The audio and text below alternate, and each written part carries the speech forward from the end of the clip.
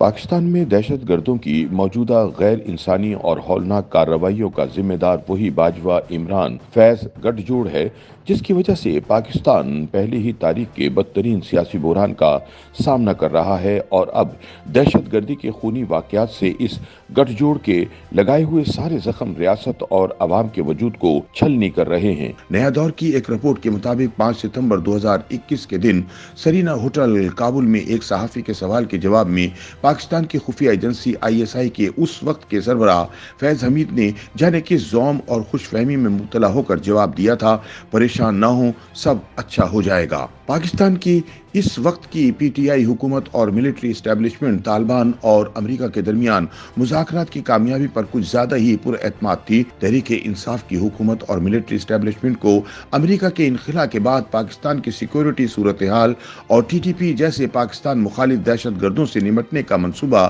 بنانا چاہیے تھا، مگر افسوس کہ وزیر اعظم عمران خان طالبان کو غلامی کی زنجیریں توڑنے پر مبارکباد دیتے رہے اور ISI فیض حمید عوام کو جھوٹی تسلیاں دیتے رہے۔ اس وقت کے صاحب اقتدار طالبان کی اس یقین دہانی پر تکیہ کیے بیٹھے تھے کہ افغانستان کی سرزمین کو پاکستان کے خلاف استعمال نہیں ہونے دیں گے۔ پچھلے کچھ عرصے سے TTP جیسے سفاک دہشت گردوں نے پھر سے ملک بالخصوص خیبر پختونخوا میں عام شہریوں اور پولیس اہلکاروں کو نشانہ بنانا شروع کر دیا ہے۔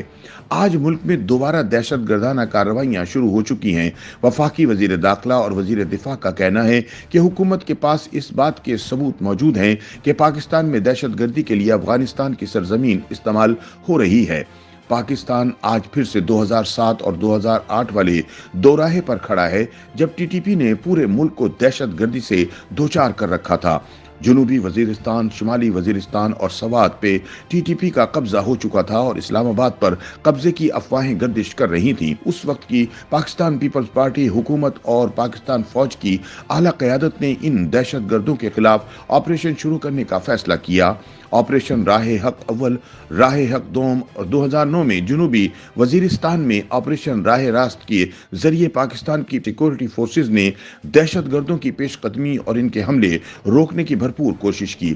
اسی طرح نواز شریف دور حکومت کے دوران 2014 میں دہشت گردوں کا صفایا کرنے کے لیے شمالی وزیرستان میں آپریشن ضرب عزم شروع کیا گیا تھا، جس میں فوج کے افسروں، جوانوں اور عام شہریوں سمیت ہزاروں لوگ شہید ہوئے۔ پاکستان کی مسلح افواج، حکومت اور عوام کی مدد سے شمالی وزیرستان کو دہشت گردوں سے خالی کروانے میں کامیاب ہوئیں۔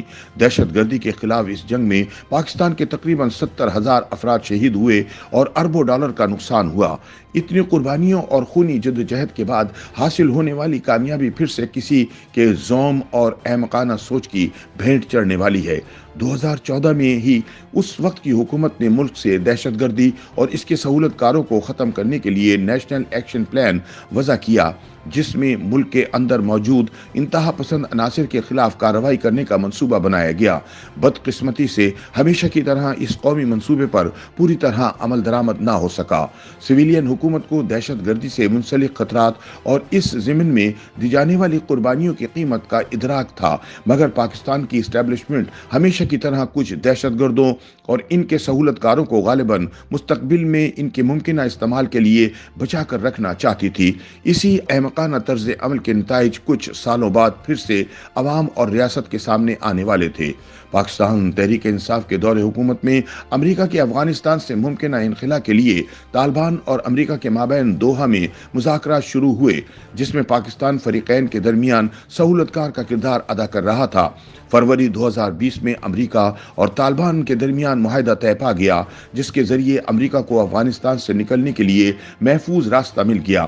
اس معاہدے میں اس وقت کی حکومت اور ملٹری اسٹیبلشمنٹ پر اپوزیشن جماعتوں اور سول سوسائٹی کی طرف سے شدید دباؤ تھا کہ امریکی انخلا کے بعد TTP جیسے دہشت گردوں اور پاکستان کی سیکیورٹی کا کیا بنے گا، مگر حکومت اور اسٹیبلشمنٹ نے یہ کہنے پر اکتفا کیا کہ طالبان نے اپنی سرزمین کو پاکستان کے خلاف استعمال نہ ہونے کی یقین دہانی کروائی ہے۔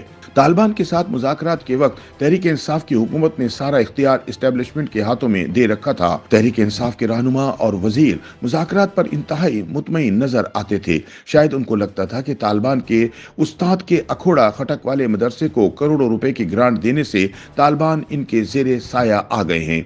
दूसरी जानिब पीटीआई हुकूमत ने टीटीपी के कई दहशतगर्दों को रिहा कर दिया। कैसी सितम ज़रीफी थी कि दहशतगर्द रिहा हो रहे थे और अली वजीर और मोहसिन दावड़ जैसे दहशतगर्दी की मुखालफत करने वाले अरकान कौमी असम्बली कैद किए जा रहे थे। खैबर पख्तूनख्वा से ताल्लुक रखने वाले सहाफ़ियों के मुताबिक पीटीआई की सूबाई हुकूमत ने पुलिस सीटीडी के एहलकारों को तालिबान के रहमो करम पर छोड़ रखा है। अगर पाकिस्तान में दहशतगर्दी के पैराए का जायजा लिया जाए तो एक बात वाज़ेह नजर आती है कि हर सियासी पार्टी ने अपने दौरे हुकूमत में दहशतगर्दी के खिलाफ ऑपरेशन किए, हमेशा इस नासूर को जड़ से उखाड़ फेंकने के वादे भी किए और दहशतगर्दी के खिलाफ कुर्बानियां भी दी हैं। पाकिस्तान पीपल्स पार्टी ने महबूब लीडर मोहतरमा बेनजीर भुट्टो और सैकड़ों कारकुनों की कुर्बानी दी है। मुस्लिम लीग नून के पंजाब में वजीर दाखिला शुजा खानजादा भी दहशतगर्दी का निशाना बने।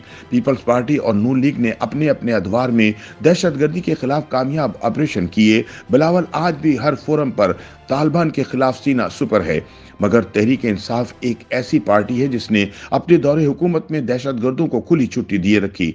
दानिस्ता उनकी कार्रवाइयों से चश्मपोशी इख्तियार की इस पार्टी के चेयरमैन को दहशतगर्द मुज़ाकरात के लिए अपना नुमाइंदा नामजद करते हैं। इससे भी ज्यादा अफसोस की बात यह है कि हालिया दहशतगर्दी के वाकयात की मजम्मत करने के बजाय वो अभी भी दहशतगर्दों की वकालत करते नजर आते हैं। कोई है जो आइन शिकनों को बताए कि पाकिस्तान में इस वक्त सब अच्छा नहीं है। YouTube पर गूगली न्यूज देखने के लिए youtube.com की सर्च बार में गूगली न्यूज टीवी टाइप करें। गूगली न्यूज के पेज पर सुर्ख रंग के सब्सक्रिप्शन वाले बटन पर क्लिक करना ना भूलिए। YouTube पेज पर अपलोड होने वाली वीडियोस से बाखबर रहने के लिए बेल आइकन पर क्लिक कीजिए। आपको हर नई वीडियो के बारे में नोटिफिकेशन मौसूल हो जाएगा।